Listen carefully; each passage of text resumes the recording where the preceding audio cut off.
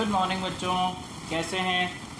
चलो आज हम लेकर आए बेटा एक नया टॉपिक जो फिजिकल चेंज हमने पढ़ा था।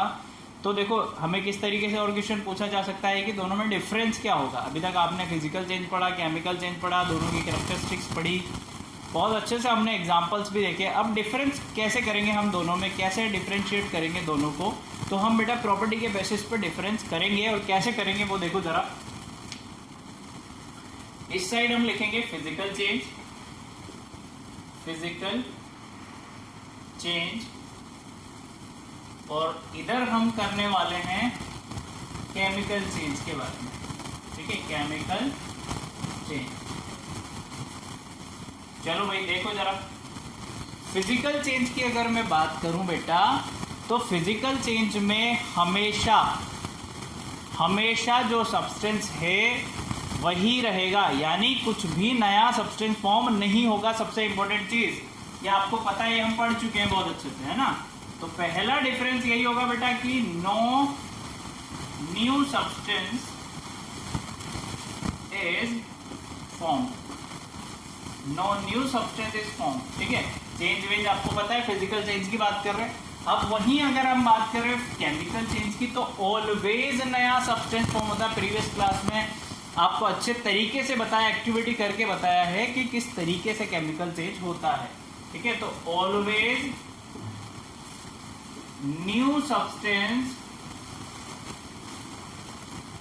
इज फॉर्म, हमेशा नया सब्सटेंस क्या होगा बेटा, फॉर्म होगा हमेशा। चलो भाई, अब सेकंड डिफरेंस की बात करें तो ये कैसा होता है फिजिकल चेंज, टेम्परेरी होता है। कैसा होता है, टेम्परेरी। यानी मैंने क्या किया, आइस ली, हीट दी, किसमें कन्वर्ट हो जाएगा वो, वाटर में। वाटर को वापस ठंडा करूंगा, वापस से आइस मिल जाएगी मुझे। यानी कैसा चेंज है बेटा, टेम्परेरी चेंज है और रिवर्सिबल भी है ना। तो दोनों पॉइंट लिखेंगे हम, it is reversible change, it is reversible. और इधर बात करें तो बेटा ये कैसा हो जाएगा, इररिवर्सिबल। यानी एक बार जो चेंज हो गया वो कभी भी अपने इनिशियल स्टेट में नहीं आएगा। तो ये कैसा चेंज है, इट इज इररिवर्सिबल चेंज। ठीक है, चलो भाई थर्ड पॉइंट वही लिखेंगे हम कि ये क्या है बेटा, टेम्परेरी है, it is temporary change, it is temporary change. और ये कैसा है आपका, परमानेंट। एक बार चेंज हो गया तो कभी भी नया दूसरे अपने इनिशियल स्टेट में नहीं जाएगा। तो हम इसके लिए क्या बोलेंगे, it is permanent change, it is permanent change. बात समझ में आ रही है। अब आ जाओ फोर्थ पॉइंट, हम क्या लिखने वाले हैं। फोर्थ डिफरेंस क्या होगा बेटा कि देखो इसमें तो क्या है, हीट की जरूरत नहीं भी होती है, हमें ना एब्जॉर्ब करने की जरूरत होती है, ना हीट बाहर निकलती है। अगर निकलती भी है तो बहुत छोटा सा अमाउंट निकलता है, ये जरूरत होती है बहुत छोटा सा अमाउंट होता है। बट इस वाले चेंज में, केमिकल चेंज में, हमें बहुत सारी हीट की जरूरत भी होती है और बहुत सारी हीट बाहर भी निकलती है। तो बात समझ में आ रही है आपको। इसमें क्या लिखेंगे बेटा हम कि very little amount of heat, very little amount of heat is evolved or absorbed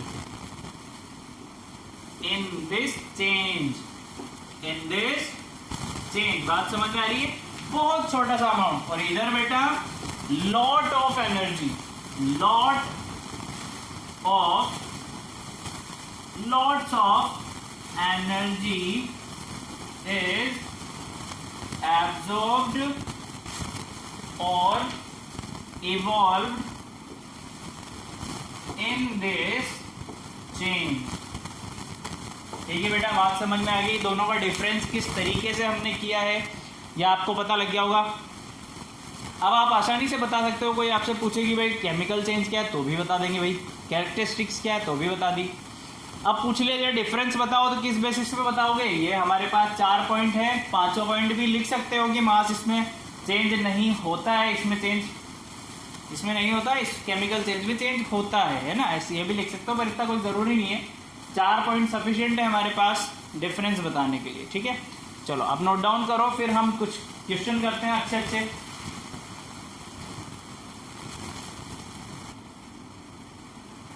देखो बेटा, डिफरेंस आपको समझ में आ गया, बहुत अच्छे से आ गया होगा, अच्छी बात है। चलो अब इस पैटर्न पे किस तरीके से क्वेश्चन आता है आपसे कंपटीशन में, जो पूछा जाता है वो किस तरीके से क्वेश्चन फ्रेम किया जाता है, जरा देखो। ऐसा नहीं है एक तो लल्लू पंजू दे दिया जाएगा आपको, परोस दिया जाएगा, लो बेटा अच्छे लेवल का क्वेश्चन किस तरीके से आ सकता है वो देखो जरा। क्या पूछा है फर्स्ट क्वेश्चन में, which of the following is या आर अ केमिकल चेंज, ये बताओ इन चारों में से कौन सा केमिकल चेंज है। तो बेटा ऑप्शन पे चलो, ऑप्शन पढ़ना आना चाहिए आपको। केमिकल चेंज हमने आपको बहुत अच्छे से बताया है, फिजिकल चेंज भी बहुत अच्छे से बताया है।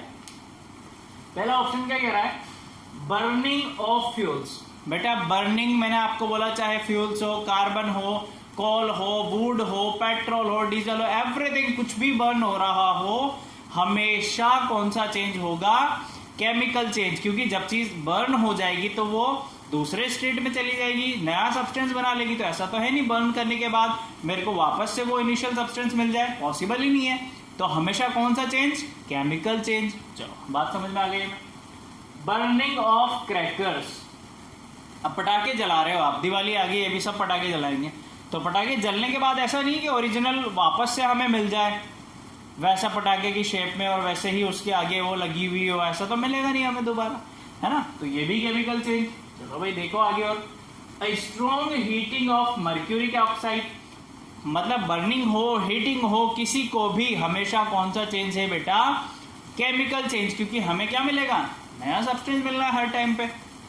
और फोर्थ ऑप्शन है आपका ऑल ऑफ दीज। तो आंसर क्या होगा बेटा, ऑल ऑफ दीज, क्योंकि तीनों ही क्या है, केमिकल चेंज है। तो answer will be all of these. समझ में आ गया, आई होप आपको समझ में आ गया होगा अगर आपने प्रीवियस के कुछ लेक्चर देखे हैं अच्छे से तो, ठीक है। चलो सेकंड क्वेश्चन क्या कह रहा है, आइडेंटिफाई द करेक्ट स्टेटमेंट। अब ये बताओ सही स्टेटमेंट कौन सा है। चलो अभी देख लेते हैं हमारा क्या है। Heating of sugar is a permanent change. क्या पूछ रहा है आपसे कि हीटिंग ऑफ शुगर एक परमानेंट चेंज है या नहीं, ये बताओ। तो बेटा अगर आप शुगर को हीट कर रहे हो तो शुगर क्या होगा, चाशनी बन जाएगी, चारकोल बन जाएगा, बन जाएगा। चलो भाई, अब ऐसा तो है नहीं, परमानेंट चेंज है क्या, ये बताओ जरा, जल्दी बताना जरा मेरे को। सोचो बेटा, इस क्वेश्चन को सोचो आप लोग।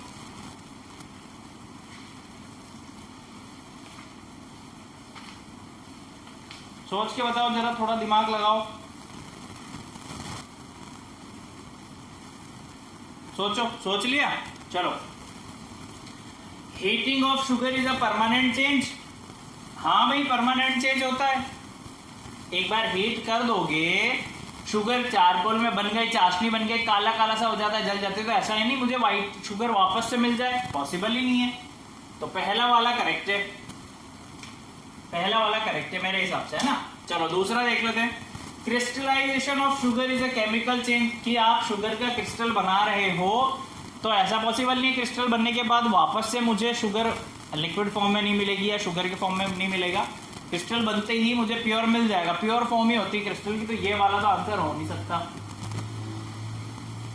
Sugar decomposes to form charcoal which is a form of carbon. जब शुगर टूटती है बेटा तो चारकोल ही बनता है, क्योंकि शुगर को हम क्या कर रहे हैं, तोड़ रहे हैं, हीट दे रहे हैं, तो चारकोल ही बनेगा, चाशनी टाइप काला काला। तो ये भी सही है, मतलब आंसर क्या होगा हमारा, बोथ 1 and 3। तो ये हमारा आंसर होगा, पहला और तीसरा करेक्ट है।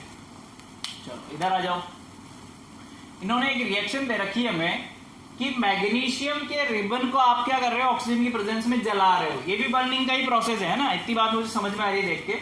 तो मुझे क्या मिल रहा है, मैग्नीशियम ऑक्साइड मिल रहा है, प्लस थोड़ी सी हीट भी निकल रही है, ठीक है।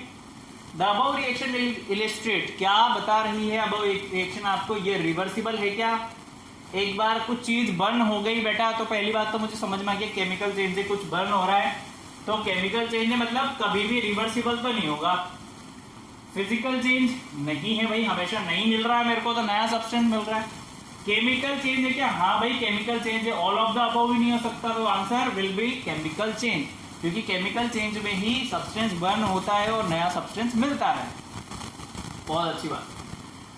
Zinc hydroxide is heated, it decomposes to form zinc oxide. ये जिंक हाइड्रोक्साइड, ये लो, इसको क्या करके हीट दे दिया और क्या मिल रहा है मुझे? जिंक ऑक्साइड मिल रहा है, ऐसा ये बोल रहे हैं। और साथ में इधर मान लो निकाल दो, वरना हाइड्रोजन गैस भी निकालते, ठीक है। जिंक हाइड्रोक्साइड को ये हीट कर रहे हैं ऐसे, और क्या मिल रहा है? Zinc oxide. तो ये कौन सा चेंज होगा यही पूछ रहे हैं हमसे, है ना, किसका एग्जांपल है? तो फिजिकल चेंज तो हो नहीं सकता, क्योंकि रिएक्शन हो रही है, नया सब्सटेंस बन रहा है, तो फिजिकल में तो नहीं बन सकता। टेम्परेरी भी नहीं हो सकता कि जिंक ऑक्साइड से मुझे ये मिल जाए वापस से। तो कौन सा चेंज है बेटा? Chemical change. All of the above भी आंसर नहीं। तो ये कुछ अच्छे क्वेश्चन थे फिजिकल और केमिकल चेंज पे, होप आपको समझ में आएंगे। और भी अच्छे अच्छे क्वेश्चन बनते हैं तो आपको बताएंगे बेटा। आप दोनों पे बहुत अच्छे से स्टडी कीजिए, नोट्स नहीं बनाए तो बनाओ पूरे। फिर नेक्स्ट हम जो कुछ चेंज बचे हैं आपके, है ना, जैसे पीरियोडिक चेंज हमने देखा था जब टाइप्स लिखे थे, तो वो थोड़े बहुत कोई क्वेश्चन है सिलेबस में नहीं है, फिर भी हम पढ़ेंगे वो। ओके, तो नेक्स्ट टाइम हम कुछ चेंज लेंगे और जल्दी से अपना चैप्टर खत्म कर देंगे। Okay, thank you so much, keep learning.